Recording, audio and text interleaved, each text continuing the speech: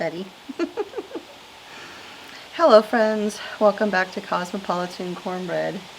So I came out here today to film a video for y'all about Yom Teruah, also known as the Day of Trumpets or the Feast of Trumpets. It is the first of the biblical fall feasts in the Bible. It is something that God's people are commanded to keep. There's not a whole lot of information scripturally, like directly scripturally, about this holiday other than it is very important. We are to remember it. We are to make a loud shout and noise and blowing the shofars and all of these things. And it is a holy day, a Shabbat, a Sabbath day. But we're supposed to remember it. It's a day of remembrance. But what is it a memorial for? What is supposed to be remembered? Well, because we don't really know, is one of the things that point to this is a future prophetic occurrence that is going to be taking place. It holds significance, and because there are so many believers, so many followers of Jesus, of Yeshua, who don't know anything about the biblical feasts because, maybe they come from a background where they were never taught it, like most Christians. They've never been taught it. They don't know much about it. I wanted to do a little introductory study about Yom Teruah, the day of the blowing of the shofar. And like I said, it's very prophetic for things yet to come. And so I just wanted to, again, give y'all a little introductory. Now, I kind of went through this last year, I believe it was, but it was during a live stream.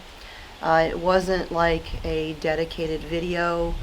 And YouTube, when people are looking up information, a lot of times it doesn't put the live streams in the algorithm, in the search engine, or in the search results, I should say. And so I thought if I sat down and did a separate video on this, it might be easier for people to find the information. And Nubsy, why are you all over me? All right, so the Feast of Trumpets, Yom Teruah. Yom means day, and Teruah means like a great noise, shouting, trumpets, shofars, all the noise announcing this day. So in the Bible, there are several Moedim, and a Moedim is the appointed times of God, which we also know as the biblical feasts of Yehovah, God. Most believers out there have heard of some of them, such as Passover or Pesach, or Pentecost, which is Shavuot. But there are several Moedim in the spring, and there's more in the autumn. Yom Teruah, or the Feast of Trumpets, is the first of the fall feasts. You've got the whole group of them in the spring. You have Pesach, Passover, first fruits, counting the Omer, and Shavuot, or Pentecost. And then in the fall, you have a whole another separate series of biblical appointed times or biblical feasts. But the word trumpets in Hebrew is teruah, so this feast is also called Yom Teruah. Yom being day, Teruah being trumpets. In Judaism, it is called Rosh Hashanah, which means the new year. However, it isn't actually the new year because the Father told Moses that the new year is in the spring. This will be the first of the months for you in the year. There's a lot of controversy or debate, I guess you could say, about where this term Rosh Hashanah came from. There are some who say it's Babylonian. However, a lot of research shows that the Babylonians also celebrated the new year in the spring. So whatever the reason or whatever the source of this term Rosh Hashanah, or the idea that this is a new year starting, may not know the source, but it is at the very least not biblical. So I don't go by that, and most people who like really studied this out, it's just Yom Teruah. That's what the Father called it in the Bible, and that's what we go with. So the word Teruah also implies a clamor, cries of joy, or battle cries, an alarm, and a splitting of the ears. It's going to be so loud it'll be ear splitting, right? Trumpets or shofars in the Bible were used for many things, depending upon the pattern that is blown or the reason. But the pattern is kind of like Morse code. Each little series of calls or blows on the trumpet had a different meaning. They were used to lead the army in battle. They were used for warning of danger. They were used in celebration or the arrival of a groom for a wedding or in the coronation of a king. All of the scripture quotes that I'm going to share with you are from the CJB Bible. It's my favorite version of the Bible. I just like how it reads, how it flows, and how it kind of shares the intent of the scriptures, because we don't always know figures of speech, but it kind of expounds on that. So it's my favorite version of the Bible. So let's look at Leviticus 23, verses 23 to 25. Adonai, or Yehovah, said to Moshe, "Tell the people of Israel in the 7th month, the first month, is to be for you a day of complete rest for remembering, a holy convocations announced with blasts on the shofar. Do not do any kind of ordinary work, and bring an offering made by fire to Yehovah," to Adonai. So that is like the command for this day that's given in Leviticus. And then in Numbers, it's shared again. In the 7th month, on the first day of the month, you are to have a holy convocation. Do not do any kind of ordinary work. So don't do your job. Don't be like doing all the things that aren't restful. Do not do any kind of ordinary work. It is a day of blowing the shofar for you.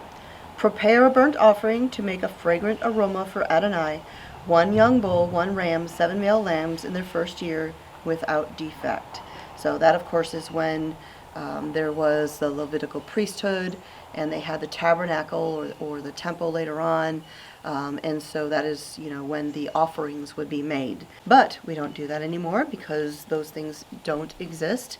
But we can keep the parts that we can do. We can make it a day of rest. We can make it a joyful, loud, trumpet-filled, shofar-filled day and serve the Father on that day.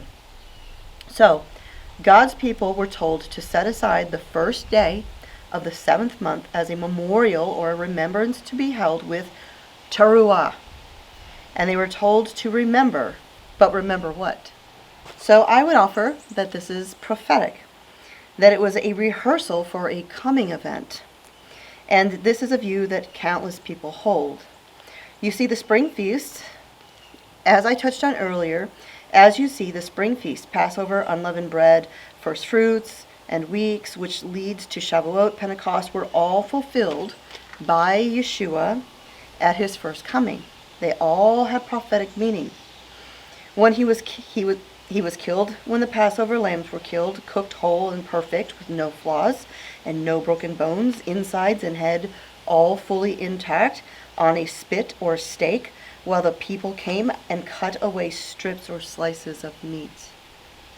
Imagine that. Visualize that lamb, completely whole and perfect, on an execution stake, being cooked while people cut away strips of flesh to consume them. Just as Yeshua was killed on an execution stake, not one bone was broken, and prior to his death, he had slices of his flesh ripped away by the cat of 9 tails. He even had thorns on his head, like the ram that was applied to Abraham in Genesis 22, when Yehovah said he would provide his own sacrifice. The cutting away while on the stake could even be represented in the insults and the taunts that the people threw at him while he was dying, a wretched death on our behalf. The Feast of Unleavened Bread is a time of getting out the leavening. We know that leavening represents sin, and getting the sin out is exactly what Yeshua did. First fruits is when the very first ripened barley is offered up to God, and Yeshua was resurrected on first fruits and is called the first fruits of the resurrection. 1 Corinthians 15:20-24 says, "But the fact that the Messiah has been raised from the dead, the first fruits of those who have died, for since death came through a man, also the resurrection of the dead has come through a man. For just as in connection with Adam all die, so in connection with the Messiah all will be made alive. But each in his own order. The Messiah is the first fruits, then those who belong to the Messiah at the time of his coming, then the culmination when he hands over the kingdom to God the Father after having put an end to every rulership, yes, to every authority and power." At the first fruits, when he was resurrected, that is when the beginning of the counting of the weeks began, the counting of the Omer. And, he spent those 40 days with his disciples, with the apostles, the ones who were still alive, and all of those people who wanted to learn from him, who had been faithful to him. He spent all of that time teaching them. Then he ascended to his Father, and then 10 days after that was Shavuot, or Pentecost, when the Spirit of God was given to the believers to teach them his ways and lead them into all truth. So those spring Moedim, God's appointed times, were fulfilled in Yeshua's first coming. The prophetic meaning of each of those was fulfilled. So going back to Yom Teruah, God's people were commanded to have a day of acclamations of joy, shouts of triumph, and trumpets, and the splitting of ears. They were to have a day of rest, a sacred assembly. It's a holy and important day. And in the days of the tabernacle or the temple, the priest would offer special burnt sacrifices. And the scriptures tell us that when Messiah comes back, when Yeshua comes back, he will be accompanied by the sounds of the trumpet. Zechariah 9:14-17 says, "Adonai will appear over them, and his arrow will flash like lightning. Adonai Elohim will blow the shofar and go out into the whirlwinds of the south. Adonai Tzavaot will defend them. They will devour and trample the sling stones. They will drink and roar as if they had drunk wine, and they will be filled like basins and like the corners of the altar. On that day, Adonai their God will save them as the flock of his people, for they will be like gems in a crown, sparkling over his countryside. What wealth is theirs, what beauty! Grain will make the young men thrive, and new wine the young women." 1 Corinthians 15:52 says, "It will take but a moment, the blink of an eye, at the final shofar. For the shofar will sound, and the dead will be raised to live forever, and we too will be changed." 1 Thessalonians 4:16 says, "For the Lord himself will come down from heaven with a rousing cry, with a call from one of the ruling angels, and with God's shofar, those who died united with the Messiah will be the first to rise." Revelation 11:25 says, "The seventh angel sounded his shofar, and there were loud voices in heaven saying, 'The kingdom of the world has become the kingdom of our Lord and his Messiah, and he will rule forever and ever.'" But doesn't the Bible say we won't know when he is coming? That no man knows the day or the hour, only our Father in heaven. Well, here comes the confusing part, the calendars. Exodus 12:1-7, again, I touched on this briefly earlier. Adonai spoke to Moshe and Aaron in the land of Egypt, Moses and Aaron. He said, "You are to begin your calendar with this month. It will be the first month of the year for you. Speak to all the assembly of Israel and say, on the 10th day of this month, each man is to take a lamb or a kid for his family, one per household. Except that if the household is too small for a whole lamb or a kid, then he and his next door neighbor should share one, dividing it in proportion to the number of people eating it. Your animal must be without defect, a male in its first year, and you may choose it from either the sheep or the goats. You are to keep it until the 14th day of the month, and then the entire assembly of the community of Israel will slaughter it at dusk.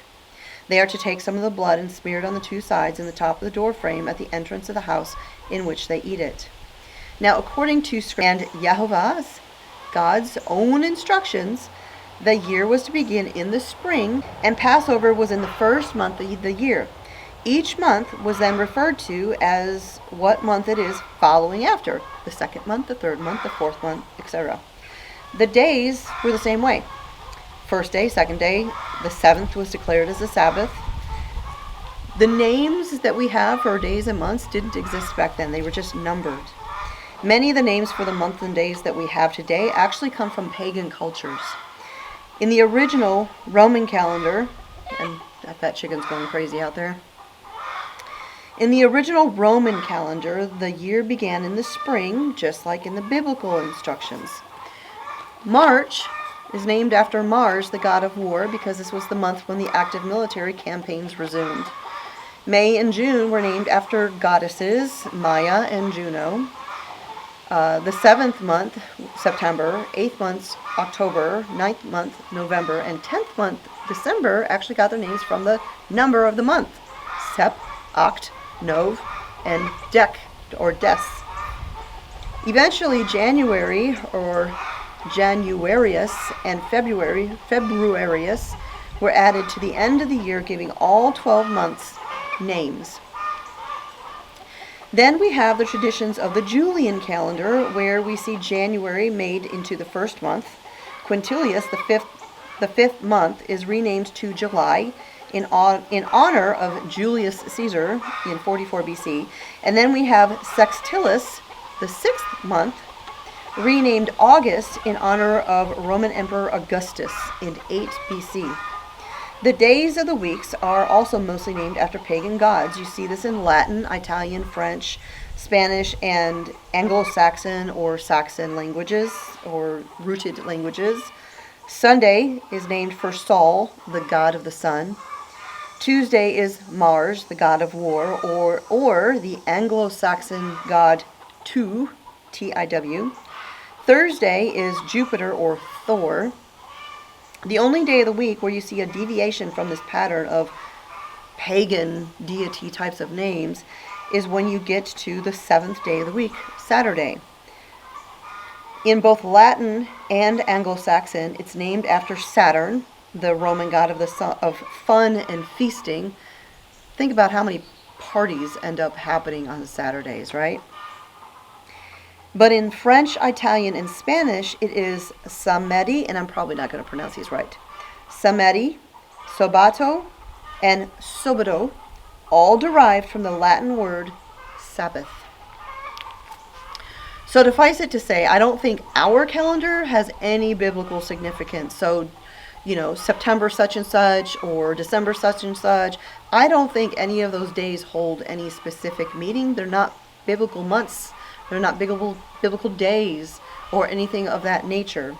There are many calendars today out there that are being used to determine the biblical times and seasons, because people are trying to figure out how to do these things biblically. The Hebrew or Jewish calendar is most commonly used today is a lunisolar calendar. So it uses the moon and it uses the sun, just like the ancient Macedonian, Babylonian, Egyptian, and Chinese calendars.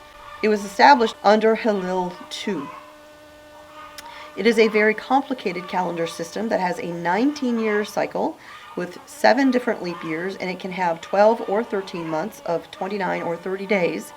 It can also be 353, 354, 355, 383, 384, or 385 days long. There's a ton of variation and complicated stuff happening to figure this out in the Hillel II calendar, but it is the one that is the most commonly used. And just like the Roman calendars, the names of the months are mostly adopted from pagan cultures from when the Israelites were in Babylonian captivity. New months were originally determined based on lunar sightings.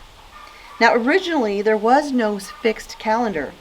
Each month, the Sanhedrin, the rabbinical Supreme Court, would decide whether that month would contain 29 or 30 days, depending upon when the following month's new moon was first sighted.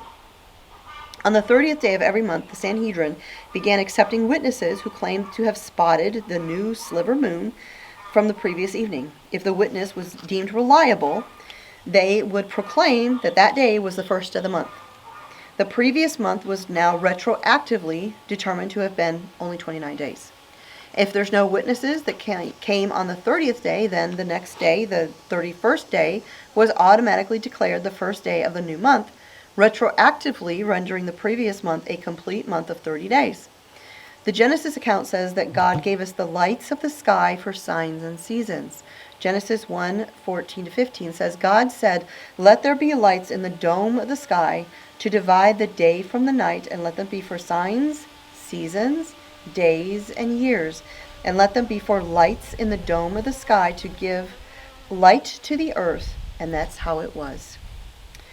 The month began when the new sliver moon was seen.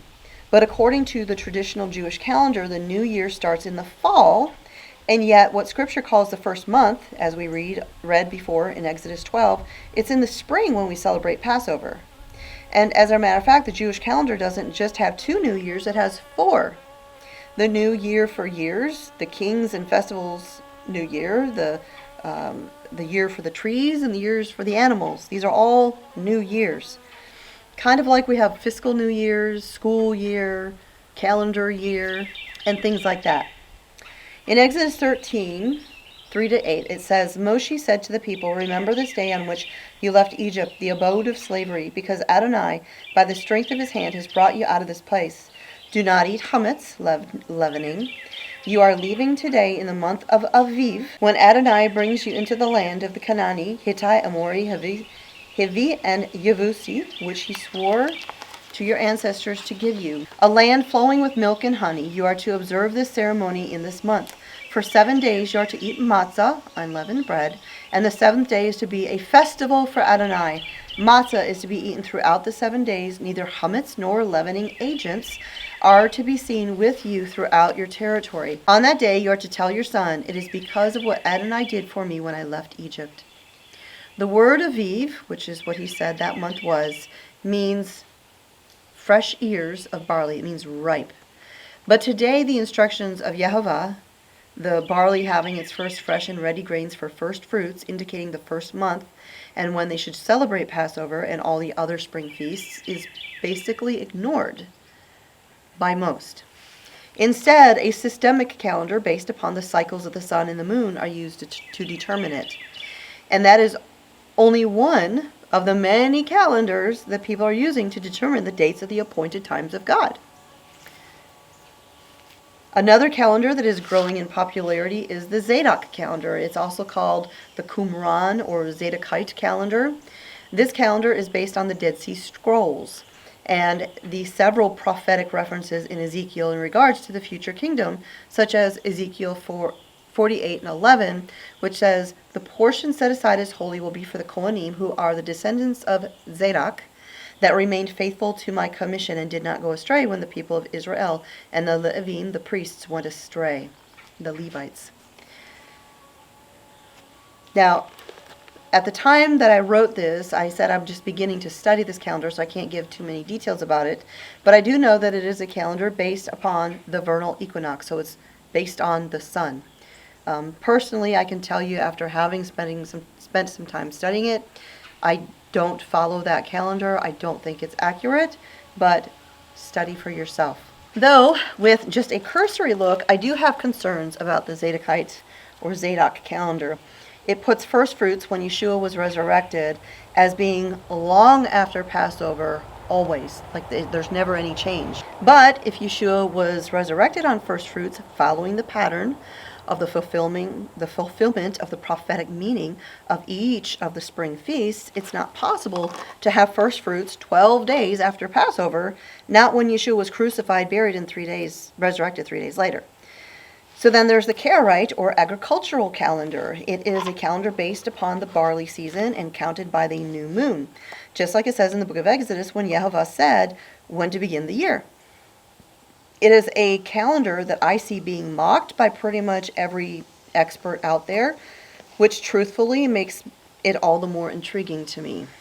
And there's other calendars besides these, such as the luminaries calendar, that uses the sun, the moon, and the stars to determine the timing of everything, and uses all of the luminaries to mark the years, the months, and all of that, to include a star that is called Aviv, that is in a certain position in the spring every year, can be seen all over the world, and seems to align with the agricultural Aviv in Israel. So and that's just a few of them. There's more out there, but I'm not going to go into all of these. So this is why you see the variation when people are celebrating holidays like Passover. It is simply based upon which calendar they're going by. But this calendar controversy is nothing new, because even when Yeshua was walking the earth in the flesh, the calendar disputes were taking place between Jewish sects. The Pharisees, Sadducees, the Essenes, they all had different calendars, and they argued about them. But coincidentally, in the year that it is understood that Yeshua was crucified, buried, and resurrected, the Passover, these days of their calendars, all happened to line up exactly the same. So it didn't matter which calendar they were on. It all worked out. So, but no one knows the day or the hour. Well, no one knows the day or the hour. That exact phrase, biblically, in the culture, was actually an idiom. It was a figure of speech that actually refers to the Feast of Trumpets. The feast is on the first day of the 7th month of the year, and the people of Israel had to be watching the phases of the moon, and only as the cycle got closer would there be an idea of when it would actually be. There was a range of time when this would fall into. But with the confusion and controversy over the calendars, just the calendars alone, it makes it all the clearer just how unclear it actually is when this day would actually fall. No one knows the day or the hour, but we would know the season, and we can look at the sky and know what is happening, and children of the light, us, followers of Yeshua, are not taken by surprise. Only those in darkness are taken by surprise. 1 Thessalonians 5:1-6 says, "But you have no need to have anything written to you, brothers, about the times and dates when this will happen, because you yourselves know well that the day of the Lord will come like a thief in the night. When people are saying everything is so peaceful and secure, then destruction will suddenly come upon them, the way labor pains come upon a pregnant woman, and there's no way they will escape. But you, brethren and sisters, brothers and sisters, followers of Yeshua, are not in the dark, so that the day would take you by surprise like a thief. For you are all people who belong to the light, who belong to the day. We don't belong to the night or to darkness, so let us not be asleep like the rest are. On the contrary, let us stay alert and sober." All of the Moedim, the appointed times of Yehovah, of God, point to Yeshua. The spring to his first coming, to the gospel, and the fall feast to his second coming and his return. By keeping the Moedim, we are remembering what was done for us and looking to the day that our Redeemer returns, when the groom comes for his bride. In the meantime, we know when that time of year comes, we can have a day of shouting and of trumpets, of blowing the shofar, of rest and making it a holy day. And at the same time, we can look to the day when that final blast, that deafening blow of God's shofar cuts through the sky. And that is the one that the whole world will hear. So,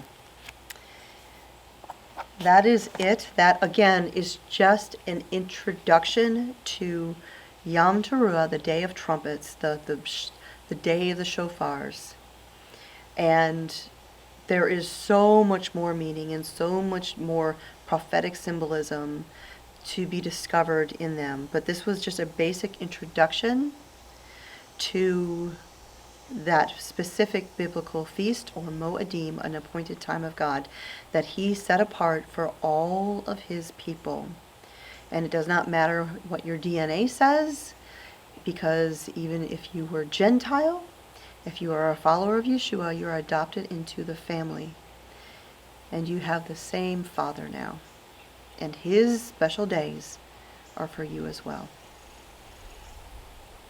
So if you enjoyed this study and if you would like to share it or print it out, I do have it in text form as a PDF on my website. I will put a link to that in the video description down below.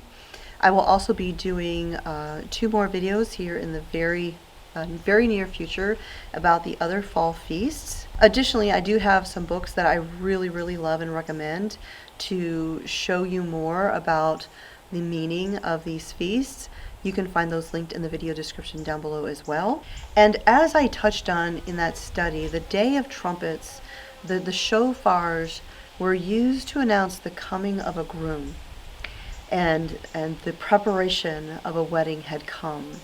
And I have a video here on the channel called This Blew My Mind About the Bible. And it shows you, again, an introduction to the Hebrew wedding model. And once you learn a little bit about those, you will see that the entire Bible is a love story. From the betrothal to the wedding supper. And it's all in there, and it's just beautiful and amazing. So if you are interested in learning a little bit more about that, an introduction to that, I will put a link up here in the card or the video description down below where you can find that and check that out. And in that video I give you an introduction and I point you to a few more resources where you can get more information. So that is it for today, friends. Thank you for joining me here for a little dive into Scripture. May the Father bless you and keep you. May He make His face shine upon you and give you peace. In the name of the Prince of all Peace, Yeshua HaMashiach. Thanks for joining me here at the homestead. God bless, and I'll talk to y'all next time.